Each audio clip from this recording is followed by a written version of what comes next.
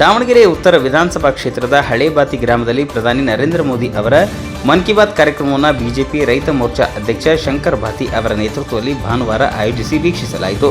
ಕಾರ್ಯಕ್ರಮದಲ್ಲಿ ಪ್ರಧಾನಿ ನರೇಂದ್ರ ಮೋದಿ ಅವರು ದೇಶದ ಅಭಿವೃದ್ಧಿ, ರೈತರ ಕಲ್ಯಾಣ, ಯುವಜನರ ಪಾತ್ರ, ಪರಿಸರ ಸಂರಕ್ಷಣೆ, ಸ್ವಾವಲಂಬಿ ಭಾರತ ನಿರ್ಮಾಣ ಸೇರಿದಂತೆ ವಿವಿಧ ರಾಷ್ಟ್ರೀಯ ವಿಷಯಗಳ ಕುರಿತು ನೀಡಿದ ಸಂದೇಶವನ್ನು ಕಾರ್ಯಕರ್ತರು ಹಾಗೂ ಸಾರ್ವಜನಿಕರು ಗಮನವಿಟ್ಟು ಆಲಿಸಿದರು.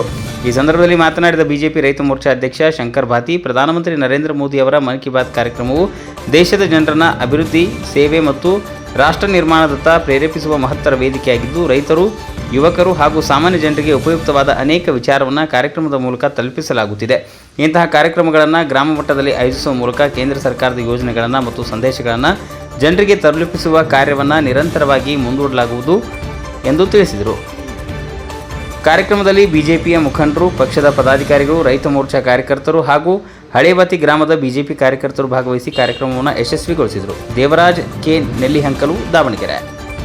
दुनिया में जिनकी पहचान बन गई, लेकिन इसके बाद भी वो अपनी जड़ों से, गहराई से जुड़े, अवसर मिलते ही वो अपनी मिट्टी का सम्मान करना नहीं।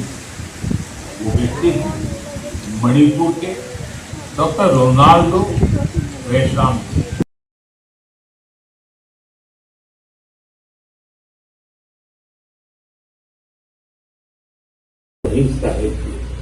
इसलिए 4 जुलाई से देश भर में एक विशेष अभियान भी चलाया जा रहा है।